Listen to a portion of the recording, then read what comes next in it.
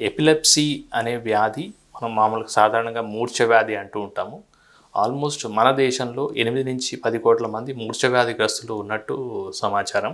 చాలా మందికి మూర్ఛ అనేది ఒక అంటువ్యాధని లేదా వంశపారంపర్యంగా వస్తుందని, సో ఇది ఒకసారి వస్తే తగ్గటం ఉండదని ఇటువంటి అపోహలు ఉన్నాయి. అటువంటి అపోహలన్నింటినీ మనం పక్కన పెట్టాలి.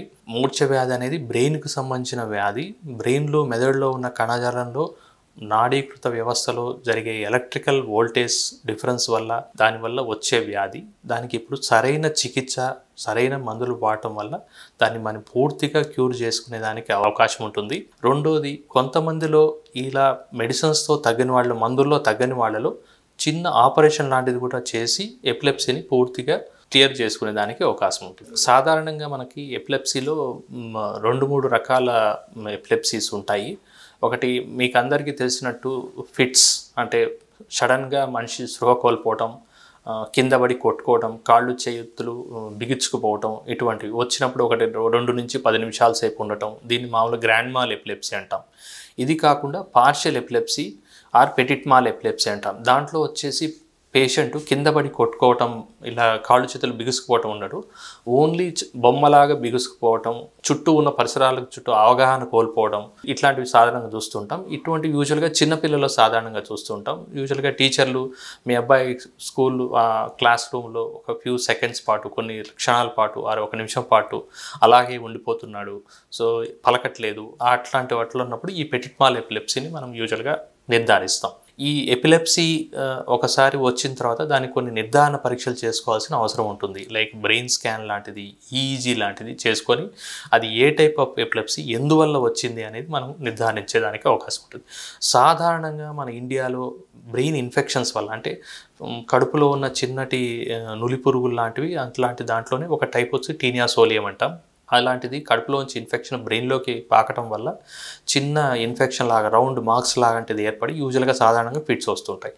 ఇది కాకుండా పుట్టిన వెంటనే శిశువు ఏడవకపోవటం వల్ల, ప్లస్ కడుపులో ఉన్నప్పుడు సరైన ఆక్సిజన్ బిడ్డకి అందకపోవటం వల్ల, బ్రెయిన్ డ్యామేజ్ వల్ల వచ్చే ఎపిలెప్సీ కూడా ఆల్మోస్ట్ 20 నుంచి 30% మన ఇండియాలో ఉంటుంది. ఇవి కాకుండా రోడ్డు ప్రమాదాలు, ఎస్పెషల్లీ తలకి దెబ్బ తగలటం వల్ల, కింద పడటం వల్ల, హెల్మెట్ ధరించకపోవడం వల్ల దెబ్బ తగిలి కొంతమందికి తర్వాత ఎపిలెప్సీ స్టార్ట్ అయ్యే అవకాశాలు ఉంటాయి.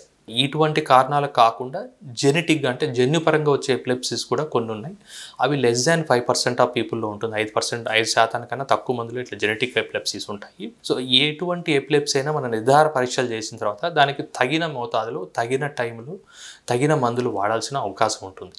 సో యూజువల్గా మనకి ఈ గ్రాండ్ మాల్ ఎపిలెప్సీకి, పెటిట్ మాల్ ఎపిలెప్సీకి, తలకి దెబ్బలు తగిలిన తర్వాత వచ్చే ఎపిలెప్సీకి ఏ రకమైన ఎపిలెప్సీ నిర్ధారణ చేసిన తర్వాత దానికి తగ్గట్టు మందులు ఉంటాయి. ఆ తగ్గ మందులు వాడితే యూజువల్గా ఒక 2 నుంచి 3 సంవత్సరాలు, కొంతమందిలో అంతకన్నా కూడా ఎక్కువ కాలం వాడాల్సి ఉంటుంది. సో ఆ కోర్స్ కంప్లీట్ చేస్తే మనకు యూజువల్గా పూర్తిగా క్యూర్ అయ్యేదానికి అవకాశాలు ఉంటాయి. ఈ ఎపిలెప్సీ ఉన్న వ్యక్తులు తీసుకోవాల్సిన జాగ్రత్తలు ఏమంటే, ఎపిలెప్సీ ఉన్న వ్యక్తులు ఖచ్చితంగా టైంకి మందులు వేసుకోవాలి. మందులు మిస్ అయినా, మందులు సరిగా వేసుకోకపోయినా అది మళ్ళీ వచ్చే అవకాశం ఉంటుంది.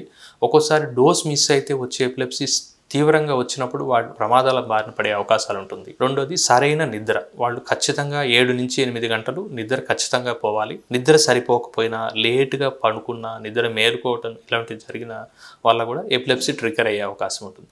రెండోది, కొంచెం ఎక్కువ మొబైల్ ఫోన్స్ మాట్లాడటం, స్క్రీన్ టైం పెరగటం, లైట్స్, ఎటువంటి వాటి వల్ల కూడా కొంతమందికి, అంటే ఎస్పెషల్లీ ఈ డిస్కో లైట్స్, ఈ లో లైటింగ్, ఫ్లికరింగ్ లైట్స్, వీటి వల్ల కూడా ఫోటో సెన్సిటివ్ ఎపిలెప్సీస్ ఉంటారు.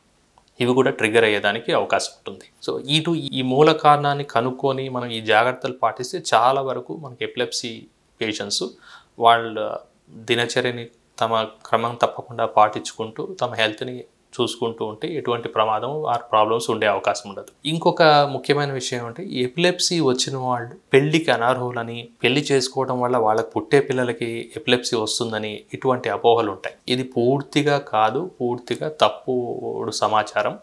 ఎపిలెప్సీ ఉన్నవాళ్ళు పెళ్ళికి కానీ, వాళ్ళ వైవాహిక జీవితానికి కానీ ఎటువంటి ఇబ్బందులు ఉండవు. వాళ్ళు నార్మల్ పీపుల్ లాగానే పెళ్లి చేసుకోవచ్చు, పిల్లల్ని కనొచ్చు.